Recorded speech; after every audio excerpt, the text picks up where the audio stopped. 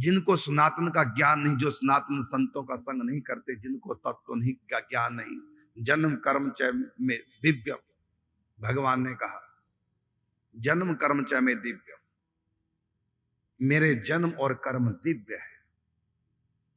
लेकिन जो इसको नहीं जानता वो मुझको जन्मने मरने वाला मानता है, और जो जान गया, कहते हैं त्यक्त्वा देह पुनर्जन्म नैति मामेति सो अर्जुन, जो मेरे जन्म को और मेरी लीलाओं के रहस्य को जान गया उसका यह अंतिम जन्म है।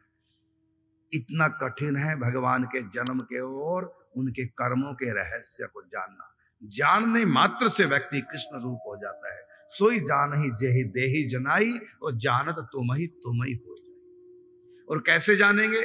भगवत कृपा से सत्संग, सत्संग कृपा से नाम निष्ठा, और नाम निष्ठा से भजन, और भजन से तत्व की प्राप्ति। इसलिए कहा कि जाना चाहे गूढ़ गति जेऊ, जीह नाम जप जानहि तेऊ। यदि तो गूढ़ रहस्य भगवान के जन्म के लीलाओं के जानना चाहते हो तो निरंतर अपराधों से बच करके नाम जप करें। नाम की कृपा से सब रहस्य खुल जाएंगे, बिना सुने बिना पढ़े।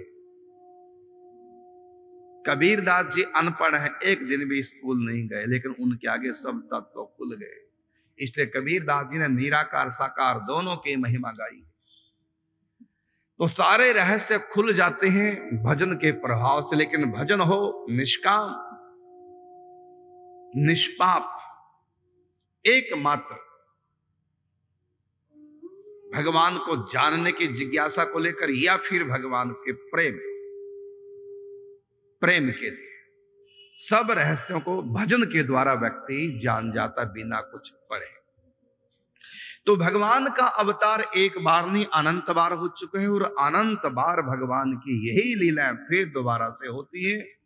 कभी कभी लीलाओं में, किसी लीलाओं में कुछ थोड़ा सा भेद आ जाता है, इसी भेद को कल्प भेद कहते हैं। और संत कल्प भेद हरि चरित सुहाए, अनेक प्रकार से भगवान के चरित्र है। इसलिए कभी कोई शंका नहीं करनी चाहिए। यदि कोई भगवान की किसी लीला को इस ढंग से सुना रहा है कि आपने पहले कभी सुना ही नहीं वो बात, तो ये नहीं सोचना किसी की कल्पना है। ये ग्रंथों में लिखी है। हमारे यहाँ 18 पुराण है, एक ही लीला। मान लो जैसे समुद्र मंथन है, तो समुद्र मंथन की लीला भागवत में भी है, समुद्र मंथन की लीला विष्णु पुराण में भी है, समुद्र मंथन की लीला शिव पुराण में भी है। तो समुद्र मंथन की लीला अनेकों पुराणों में है और अलग अलग प्रकार से है।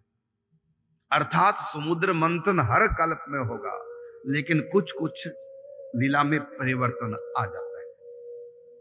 तो कोई किसी पुराण के अनुसार कथा कर रहा है, कोई किसी पुराण के अनुसार कथा कर रहा है। इसलिए प्रत्येक सनातनी को ये कल्प भेद के बारे में जानकारी प्राप्त होना बहुत आवश्यक है। तो कल्प भेद अलग होता है, और इसी प्रकार ब्रह्मांड भेद अलग होता है। अलग अलग ब्रह्मांडों में भी अलग अलग प्रकार की लीला है। कई बार संत इस दुनिया में रह रहे हैं, लेकिन जब उनके आगे चिंतन में लीलाएं प्रकट होती हैं तो दूसरे ब्रह्मांड को कैच करने लग जाता है। एक बार हम हिमाचल में कथा कर रहे थे, साउंड सिस्टम लगा था, पता नहीं कैसे साउंड ने रेडियो को कैच कर लिया, रेडियो स्टेशन को, और समाचार आने लग गए। हम प्रवचन कर रहे हैं, साथ में समाचार। मैंने साउंड वाले कहा, भैया बंद करो, ये क्या कर रहे हो, रेडियो क्यों लगा रखा है? कहते यहाँ तो कोई रेडियो नहीं। बाद में सुना साउंड सिस्टम ने रेडियो स्टेशन कैच कर लिया। ये सच्ची बात। हमारे मैं समय प्रवचन करा था, कैसे उसमें कैच कर लिया, आज तक मेरे लिए रहस्य बना हुआ है। समाचार आने लगे। जैसे कई बार ऐसे, जैसे हमारे साउंड सिस्टम ने रेडियो स्टेशन के कार्यक्रम कैच कर लिए, तो कई बार संत जब ध्यान करते हैं ना, तो वो दूसरे ब्रह्मांडों की लीला को कैच कर लेते हैं।